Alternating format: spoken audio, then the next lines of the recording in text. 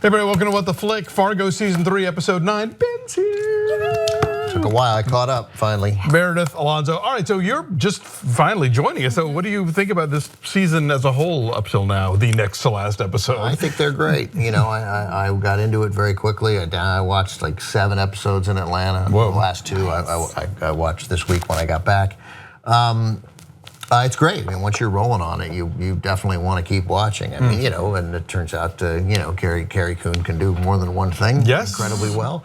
I love her relationship with the other officer. Lopez. Right, with Officer Lopez. That's fantastic. A big, you know, that hug was so such a great little moment this week. And then you knew the automatic sensors were going to work.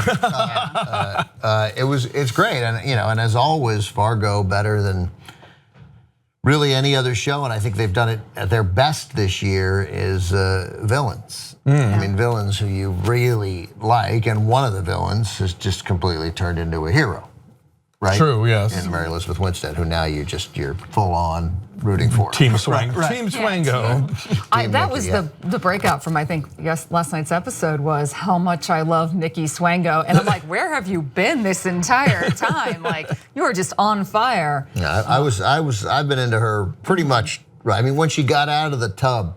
Oh, right, yes. To sort of, I don't mean because she's attractive, she obviously is.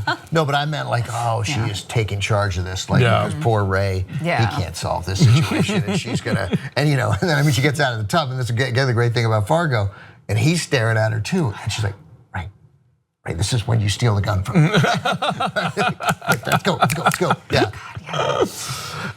So yeah, we were just looking up the definition of aporia, which is the name of this episode, and it means an irresolvable internal contradiction or logical disjunction in a text, argument, or theory. And I have no idea what that means as far as how that applies to this episode. I'm sure you'll tell us in the comments. I will not read them.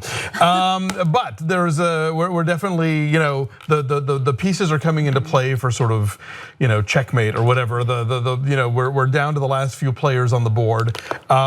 The notion that Vargas can set up a fake serial killer just to get Emmit out of jail is pretty great. Yeah, right. I mean, so they found some guy living under the bridge, right? I guess, who did 22 years, wants to go back. Hey, we'll give your family $400,000. You just got to confess to these murders. There's no death penalty in Minnesota. You're in prison for life. And yeah, the chief on this episode is reminding me so much of Bob Odenkirk. Bob Odenkirk in season 1, yes. Season 1. One was Bob Odenkirk. Season 2, we had Nick Offerman as lawyer. Nick Offerman, right? Yeah. But I thought, it's funny. I remember Odenkirk in season 2. So Odenkirk was the boss of Alison Tolman constantly. So yeah, I mean that situation. He's this guy is Shea Wiggum is much more aggressive. Yes. In his stupidity, right? Bob Odenkirk was passively dumb. You're right. Aggressive stupidity. I really like that term. Well, we're experiencing it in the White House. That's so. Yeah, I mean, he is. Are you getting Shea Wiggum with this character? I mean, it would have been the biggest Trump supporter. The character, yes. There it is. He's like, no, this is and I mean, there's some frustration that Carrie Coon doesn't say like, I need you to sit down for 4 minutes straight and not interrupt me and just listen, because this can. But that's every woman in power. Right, I guess that's right, I guess. Yeah. And also Vargas being able to get the hotel populated with people in beige trench coats. Yeah, totally. Like, how far does this man's power reach? Is he really? I know, before Memo went to the rifle, was he just like handing, did he go to Men's Warehouse beforehand and just hand out a bunch of like really drab overcoats to everybody as they were walking in? Pretty memorable. What am I? Look around. And you know, look, since I haven't talked about it, I mean, the mere notion that we have a bulimic, you know, criminal supervillain. Right, supervillain. Although, again, he may be working for a super villain. Well, but I mean, doesn't she call bullshit on that when he says that he? Who is Ray Wise? What is his Ray Wise? Is we think on the side of the righteous? The favorite theory I've seen floating around is that Ray Wise is Santa Claus, because that all happened on Christmas Day. Yeah. But no, I think of Ray Wise as sort of St. Peter, you know, because he's basically like, you have the car with keys in it and you get another chance. You, sir, do not. You know, you in the wolf costume, you're coming with me. At all this episode, so he's still. I get the feeling I get the feeling the Russian got killed at the bowling alley. Right, but I think that the bowling alley was some sort of way station between this world and the next one. Yeah, that's why I didn't like that episode. I don't care for way stations. Suddenly we find but it's out very wise. Yeah. No, and I love some stuff. They're all connected. It had a great decapitation. I mean, obviously I like that. Game recognized game. Yeah. And just the speaking of season 1, the Bob Odenkirk's cousin Shea Wiggum, but I mean, to get the mute. Oh yeah, Mr. Wrench. Mr. Wrench is back. Yeah, and of course he did. He survived. He survived Billy Bob Thornton. Yeah, and the bus and everything else. Yeah. Like you do not take him down. I want to have both of them live this season so they can just make another appearance, like 2 more seasons. Well, he's the one thread of this whole show now. So I think that we can't lose him. Yeah, and they can't really, and now she was gonna be charged with Ray's death, so she's off the hook for her death, and you can't really charge her with escape because it was an attempted murder, right? Yeah, exactly. We're still running. So she's probably totally in the clear, because I don't suspect a lot of effort is going to be made to nail her down for the killing of the first guy. Oh, for the air conditioner guy. The air conditioner death. Then they don't. Manslaughter. But I mean, Emmit could get her for that, but he's got other things to deal with. No, I think she might just go on the lam and just become assassin du jour for. Well, but she clearly wants to take down Varga because Wrench could have killed Memo easily, and Memo is one of the guys who beat the crap out of her. Yeah. So if it were about like sort of a quick and dirty revenge, she could have already accomplished that. Yeah, she's looking at the long game. Yeah, it's not about her getting money. Like that's a great setup to get Varga to show his cards, but her end game isn't just to get restitution. I mean, in terms of cash, she wants to destroy him. She wants storytelling wise, getting her in the tub and having her, sort of be Ray's lover and mother, and by far, I mean, not just the brains of that operation, the brains of that operation. The brain of that operation. The brain of that operation. So all of that, except she was with Ray. I mean, it's not like she's flawed. Yeah. Sure. But she not the best extortionist in the world, although she's clearly gotten better over the course of the series. She's gotten better. Learned. She's figured it out. But given Varga's behavior, like, I don't know why did they let her live? What was any value in letting her live at that point? I mean, I assumed they beat her to death. I was very surprised to see her crawling away. I mean, again, I get from a storytelling point of view, they want her to live. She's too good. You don't want the character to go away.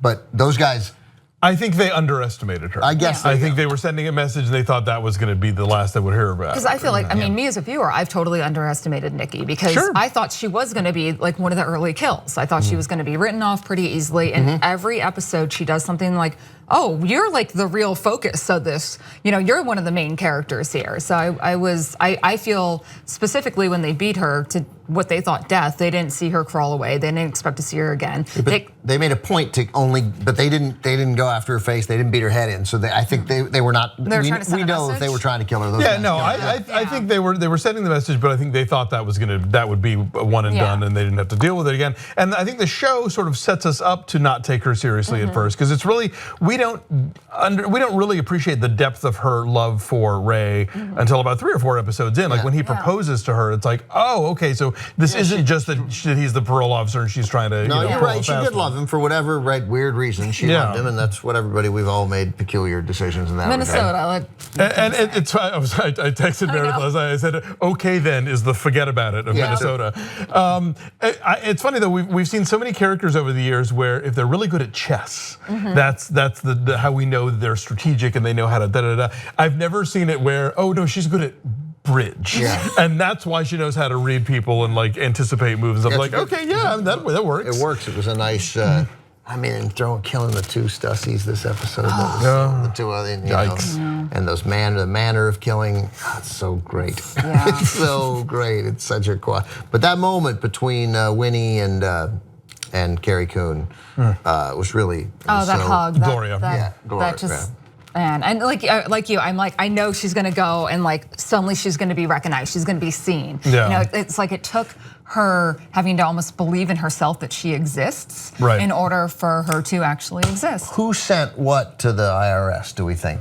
Emmit? Oh, so because you know, this whole time I've been thinking like Emmett's mistake here, and now, even now, because now he knows he has a cop willing to believe him, right? I mean, again, go to the Minneapolis FBI field office and then say, look, I got a story, I killed somebody and there's 3 other murders and you got the wrong guy and there's a serial killer loose and he said there's banking and financial stuff and you could get it all, and I was a cop in Minnesota who believes me. I thought, I thought it was we're Nikki. at least getting the feds in with, maybe it was, right? Yeah, that's what I guess that makes sense. She printed it out from whatever. Wait, you thought who was? I thought it was whatever Nikki, she part stole. of her long that's game. true. Yeah, that's true. Because she did have access. How would she know to send it to them? that guy? True. Yeah, you're right. I mean, for all we know, maybe even like somehow well, no, he's been in a coma for a long time. Yeah, so it wouldn't be him. The widow Goldfarb. I don't know. Anything is possible. I love the widow Goldfarb scene this week, by the way. She's so on fire. That's a saying. Yes. And that's another Also, saying. I appreciate her like weirdly mismatched outfit, like this like super young like leather like top with like the skirt and then this over, like just the way that I'm like, this just reminds me of my grandmother. It really reminds me of my grandmother up there. God rest her soul. But I love that it turns out that whatever Hamish Linklater is, he matters. Yes. Oh yeah. No, we have not heard the last of him. Right. Totally. Obviously that matters, and like like Al Capone, like that's what brings him down. You know, there's these guys are killing everybody. Their reach is boundless. They're responsible for really four murders and that we know of, right? And obviously those guys, the Russian and the Chinese guy have killed. Right. They've killed more. Yeah. And that's why seeing tax returns is so important. Anyway, it was really great. But also in that scene that you were talking about, like the Mary McDonnell, right? Yes. Mary McDonnell scenes where she says, sometimes it's a saying, like the writing to not have Carrie Coon respond. Like, so we're left, you're thinking she's gonna go, yeah, I know that. I know, but she doesn't either time. Yeah. She's doing her job. She's just lets reading it go. this person, and then that last line, you're covering for it. Why are you covering for it? Right. That's true. One random thing real quick, did anybody notice the fact that the episode opens with snow on the ground and yet the sprinklers go on? Yes. Who puts their sprinklers on in the middle of a freezing People Minnesota in winter? Minnesota. I think that's your Yes. part of your title, Yeah. I think. Also, but it's not, I feel like there's a slight respect for global warming here. Because there's snow on the ground, but the whole show, no one's been cold. No. Like no one has been extra bundled up there. Even when they were- It's because they live there. Yeah. I got it, but they're not even, there's a bunch of non-wearing gloves. Like, I think there's this thing, it's snowing, but it's 28 degrees here. It's not the normal -8. No, I mean, people get pretty, I mean, it was -40 with the wind chill when I was born. I mean, it. Yeah, I think these people don't respond to it anymore because that's just, it's like the fish who asks what's water, or that they shot it in July and the snow on the ground is fake and they're not, they're not thinking about it. I think that there's a little global warming. I want to also say too, one of my favorite exchanges was between Emmit and Gloria, where Emmit says, "A lie is not a lie if you believe it's true," and then Gloria says, "It's not my story." Yeah. And again, I think that just ties into the overall, because I always, it's fun to watch this and talk about this. Also watching it through my boyfriend's eyes, who he's completely new, and now he's finally started season 1, and he's like, I don't understand. Are these all really based on true stories? And so every time there's like that little bit of mention, it reminds me to be like, here, honey, here you go. This is how it ties together. Real quick, when did season 1 take place? Oh God, I always get the years wrong, but this one is 2011. Yeah, and the season 1 was like 2002 or 5, something like that. Early 2000s. Early, Yeah. and then 2 was the flashback. Yeah. The 80s, right? Yeah. All right, that's great. 1 to go. We'll see how this all winds up. We hope you'll join us for that. See ya.